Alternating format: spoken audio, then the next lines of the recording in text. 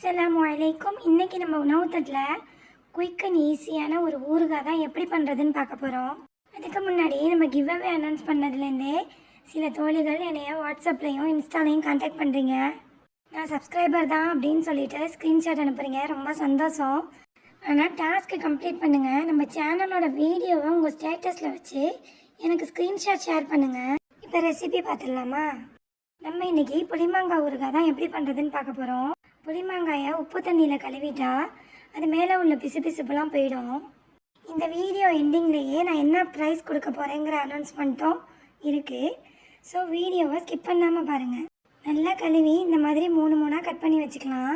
இதுக்கு ஒரு seasoning ready பண்ணிக்கலாம். நம்ம கொஞ்சமாக செய்ய போகிறோங்கிறதுனால கொஞ்சமாக கடுகு, ஜீரகம், மிளகு, ஒரு 4 வெந்தயம், 2 வரமிளகா, இதை நல்ல மணம் வர அளவுக்கு லோ ஃப்ளேமில் வறுத்து எடுத்துக்கலாம். அதிகமான வெந்தயம் போட்டுறாதீங்க, கசந்துடும். ஒரு 1/2 ஸ்பூனு போட்டுக்கோங்க. இப்போது இதை அரைச்சி எடுத்துகிட்டு வந்துடலாம்.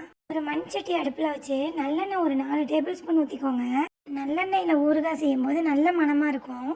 எண்ணெய் காஞ்சதுக்கப்புறம் கடுகு, ஜீரகம், ஒரு கைப்பிடி அளவு கருவேப்பிலை, 10 பல்லு பூண்டு சேர்த்துக்கலாம். உங்கள்கிட்ட நாட்டு வெங்காயம் இருந்தாலும் சேர்த்துக்கோங்க.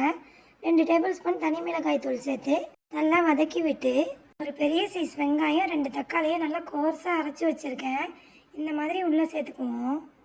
இதை நல்லா கிளறி விட்டு இதோடைய பச்சை வாசம் போகிற அளவுக்கு, எண்ணெய் பிரிஞ்சு வர அளவுக்கு நல்லா வதக்கிக்கலாம்.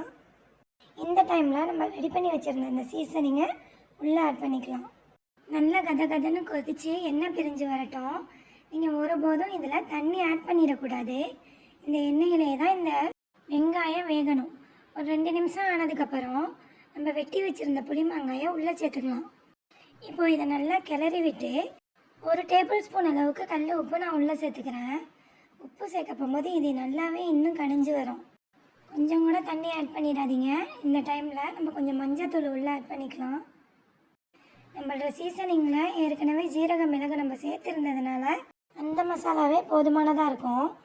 வேறு எந்த மசாலாவும் இதுக்கு சேர்க்க தேவையில்லை. இப்போது ஒரு மூடி போட்டு 5 நிமிஷம் சிம்மிலையே வச்சு வேக விட்டுக்கலாம். 2 நிமிஷத்துக்கு ஒரு தடவை கிளறி விட்டுக்கோங்க, அடிப்பிடிச்சிடாமல். இந்த எண்ணெயிலேயே இந்த புளிமாங்காய் நல்லா வேகணும். இப்போ நம்ம புளிமாங்காய் நல்லா வெந்துருச்சு. இந்த டைமில் என்ன தான் அதில் புளிப்புச்சுவை இருந்தாலும் நல்லா திக்கான புளிப்பழுப்பு ஒரு 2 ஸ்பூன் சேர்த்துக்கோங்க. புளியை சேர்த்து கிளறி விட்டுட்டு ஒரு 2 டேபிள் ஸ்பூன் வினிகர் சேர்த்துக்கலாம். வினிகர் அந்த ஊறுகாய் வீணாக போகாமையும் நல்ல ஒரு டெம்டிங்கான ஃப்ளேவராகவும் இருக்கும். அவசியம் வினிகர் சேர்த்துக்கோங்க. வினிகர் சேர்த்து வெந்ததுக்கப்புறம் ஒரு 1.5 டேபிள் ஸ்பூன் போல் நான் மண்டை வெல்லத்தை நுணுக்கி வச்சுருக்கேன், அதையும் உள்ளே சேர்த்துக்கிறேன். இதை நல்லா கொதித்து எண்ணெய் பிரிஞ்சு வந்ததுக்கப்புறம் சூப்பரான டெம்டிங்கான நம்ம புளிமாங்காய் ஊறுகாய் ரெடி ஆகிடுச்சு. இது சீசனுங்கிறதுனால ஈஸியாகவே மார்க்கெட்டில் கிடைக்கிது. நீங்களும் வாங்கி ட்ரை பண்ணி பாருங்கள். இப்போ நம்ம வீடியோட எண்டுக்கு வந்தாச்சு. நீங்கள்லாம் ஆவலாக கேட்டுக்கிட்டு இருந்த ப்ரைஸு இது தான். இந்த மாதம் இதை தான் நான் கொடுக்க போகிறேன்.